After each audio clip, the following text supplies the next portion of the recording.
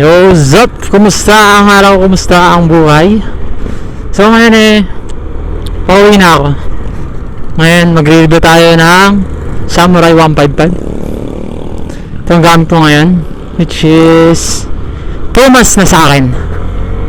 Nasa-review lang tayo mga bro, dahil kung ano yung experience ko rito, yun lang sasabihin ko. Okay, so sa mga issue, wala pa naman ako nang nararanasan dito. Well, subok na rin to sa babad na ulan. Wala nang problema dun. Tapos napadaan na rin to sa baha. Ayan grade tayo dun.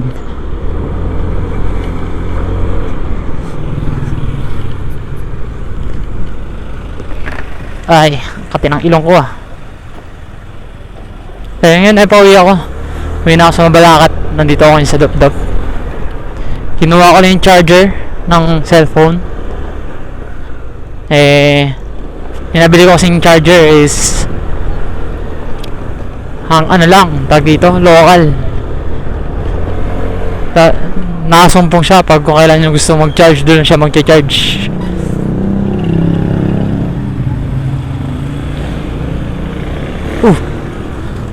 Ano yun?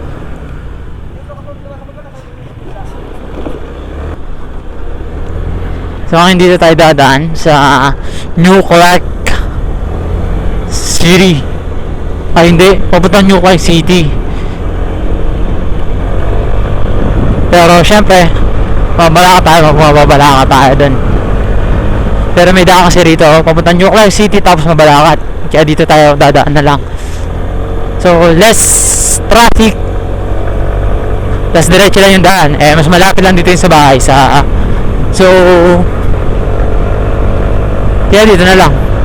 Yun nga lang, medyo ma-hike siya kasi puro pataas yung dadaanan. Tapos yung daan pa doon sa may papuntang New Clark is pataas din. So may pataas, may pababa. So all goods naman, kaso yun nga lang, syempre pag pataas medyo kasama ng magtataw sa gas. So ngayon sa review ko lang to, i-review ko lang kasi to talaga, dahil maraming bumabatikos dito. Alright, yan, tulad yan, nakikita nyo yun, pataas yun, tapos ito bababa, diba? Which is nasa bundok talaga tayo.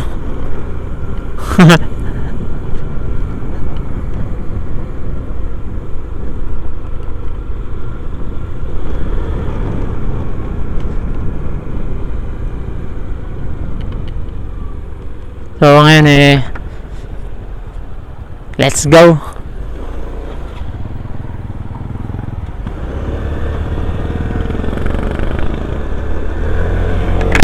So yun nga, i-review ko kung yung itsura nya. Tapos yung gulong na ito, stock pa, okay? Stock pa yung gulong ko. Sinusulit ko muna yung stock na ito, kasi yung gulong na ito sa harap is 180 by 14. Sa likod naman 120 by 70. Check later, check mamaya.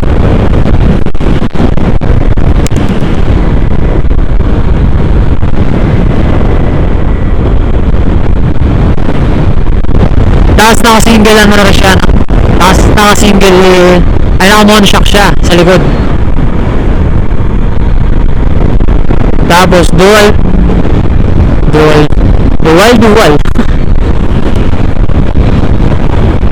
na siya, naka-disc brake na rin, CBS. Tapos digital panel.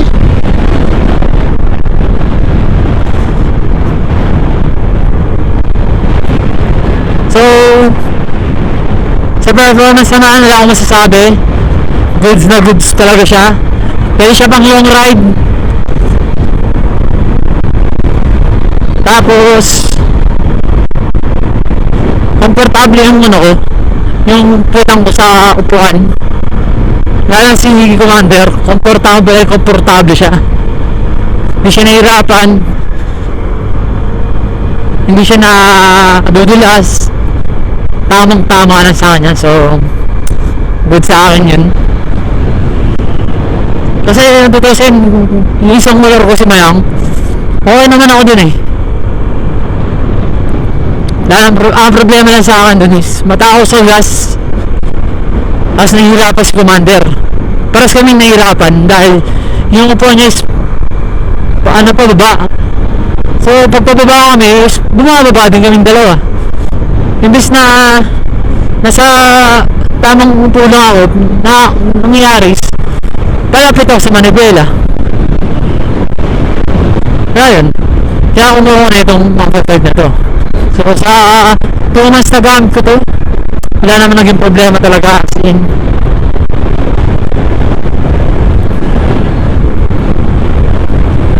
yan, Lego pogi na mga adventure bike. So abangan nyo yung vlog ko na ilulong road ko to. Actually hindi ko sure kung sa 22 kung matutuloy ako sa 22 kasama si Commander na manawag. Papabless ko to, long ride na rin. Tapos syempre gala. Kung hindi ako makagala siguro, well, pwede kasi ni Commander yun. So pinaghahanda ko talaga yun 22.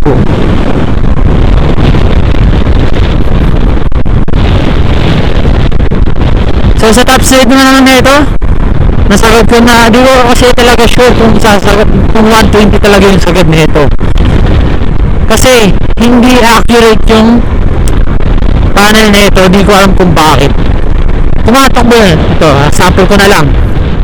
Tatakbo ko na mahina at mabagal lang na mabagal.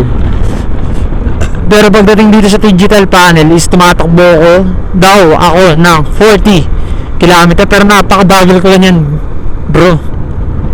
Napakabagal ko lang yan. Pero dito sa digital panel tumatakbo ko 40 km per hour. So hindi siya accurate dun pa lang. Kaya negative ako dun. Kaya nang hindi ko lang nagustuhan sa kanya, pati yung gas gauge niya hindi ko rin nagustuhan dahil di rin siya accurate. Pero although gumagaan siya, at least alam mong nababawasan yung ano mo, gas mo. Tapos gas consumption, kung city driving, kasi city driving lang talaga ako, dito lang bahay trabaho, yung 200 pesos ko tinatakbo ko simula sa bahay ng trabaho almost 24 kilometers eh. Bali ka na yun, 24 kilometers. Ay hindi siya 24, 22 I guess 22.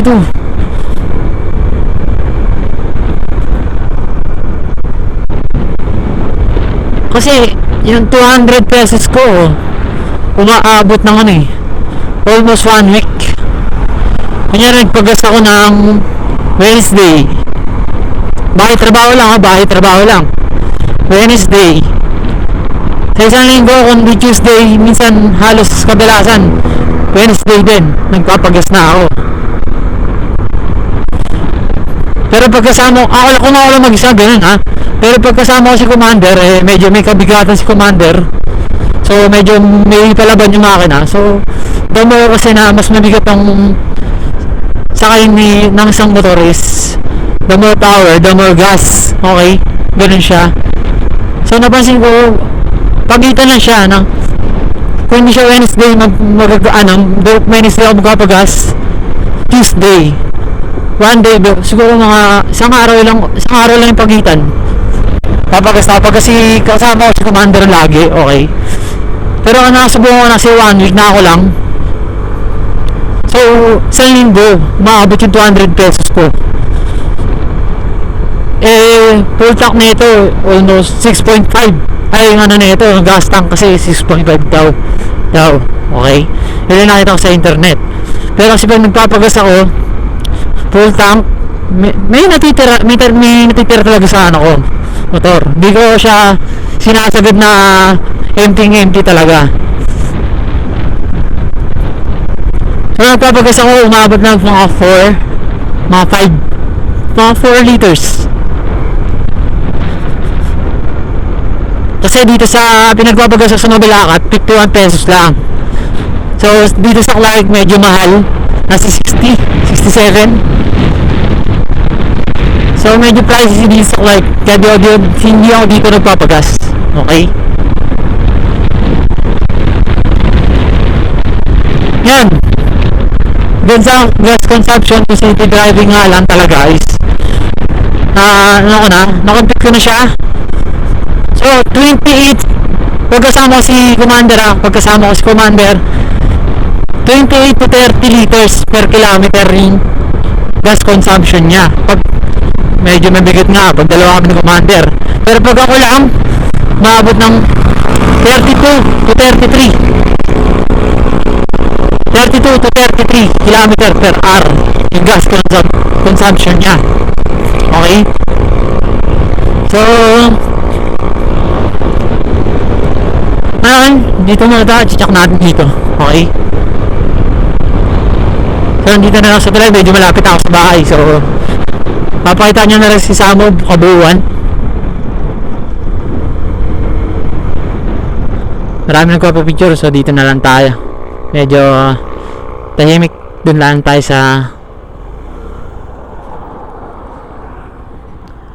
di tayo masyadong naririnig.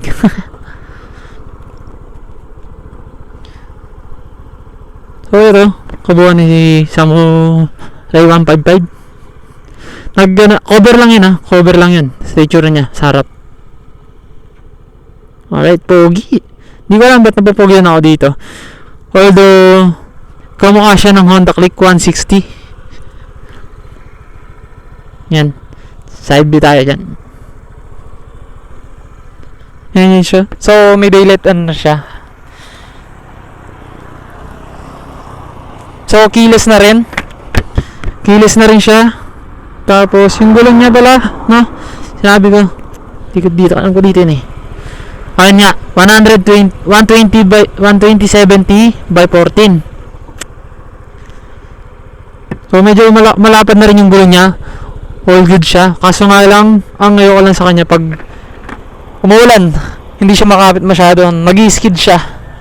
Kaya dito sa harap. So dito sa harap is 180 by 14. Tapos naka-monoshock na rin. Tapos yun. Okay, so 180 mm yung ano niya, yung height niya. So 5'11 ako. Pag umupo ako dito is napatayo ako niyan Pag umupo ako, tapak ko pa rin yung sahig.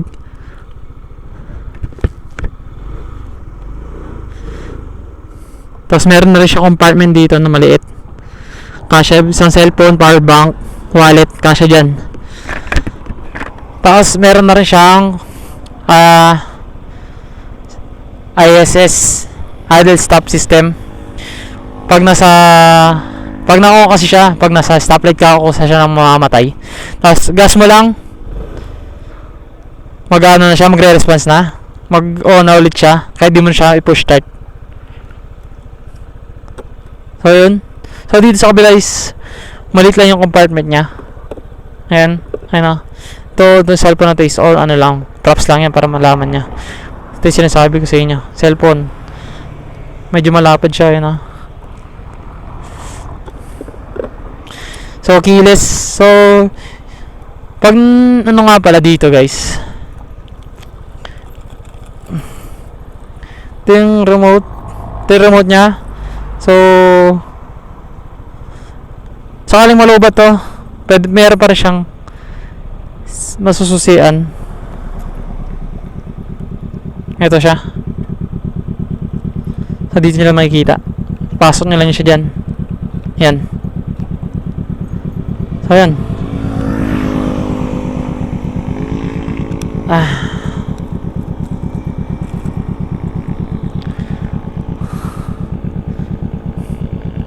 Oh, tara na.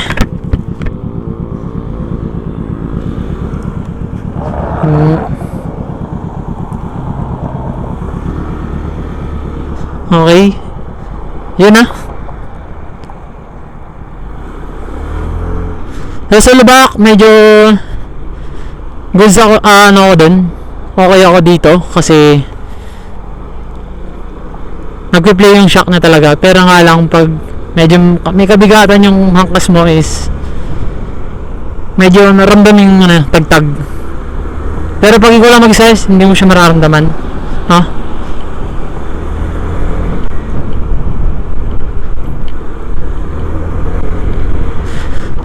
So, available nga pala yung kulay nito is pearl white, celadon green, matte black, tsaka matte black.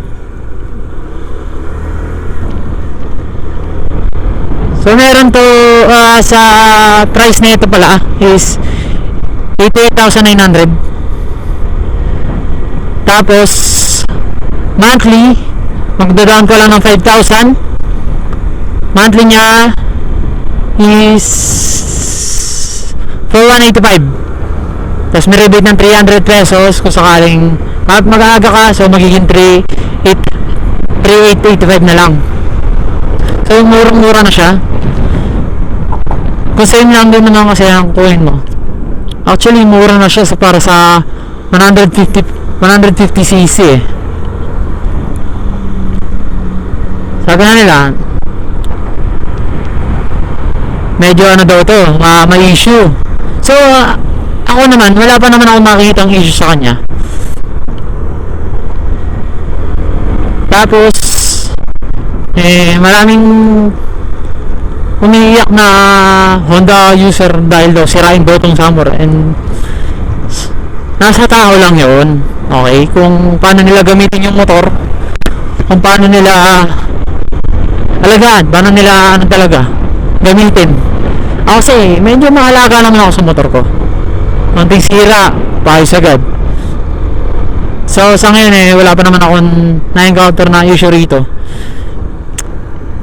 Ang madalas na issue lang daw dito sa Samurai is yung hose sa may gas ng papuntang fuel injector is ano daw, makunat, madaling mabiyak daw. So kailangan daw palitan. Tsaka na lang papalitan pag na to, papabuksan ko na. Kasi bala ko kasing ano to ipa-valve clearance. Sabi din naman daw kasi nung iba, pagkakuwalan sa kasa is medyo maingay na daw yung makina. Hindi ko lang sure bakit ganon. Sabi naman daw sa manufacturer hindi talaga naka-valve clearance siya para may labas yung tunay niyang power, tapos para ma-break in na rin daw. Yan ang sabi. Okay? So sa akin naman, goods naman, hindi naman nalagitik, hindi naman maingay yung makina niya. So tahimik lang. Pero syempre baka sa next change oil or pag ako pa-check ko sa kasa is baka na lang pa valve clearance.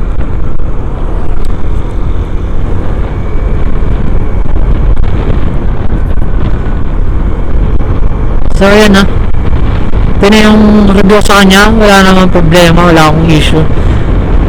So marami lang talagang umiyak na Honda Click users na sirain daw itong Samurai 155. So medyo magmamadali lang ako ng konti. Baka kasi mabutan ako ng wala akong dalang kapote.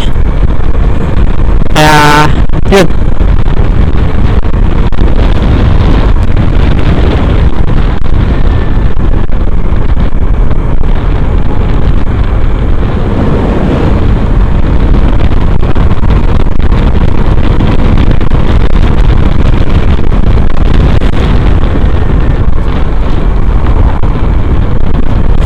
So siya pala para sa mga nagsasabi na wala, dito ko na rin tatapusin itong video na to. So sana magustuhan nyo itong review ko, and Ride safe sa inyo always. Peace out.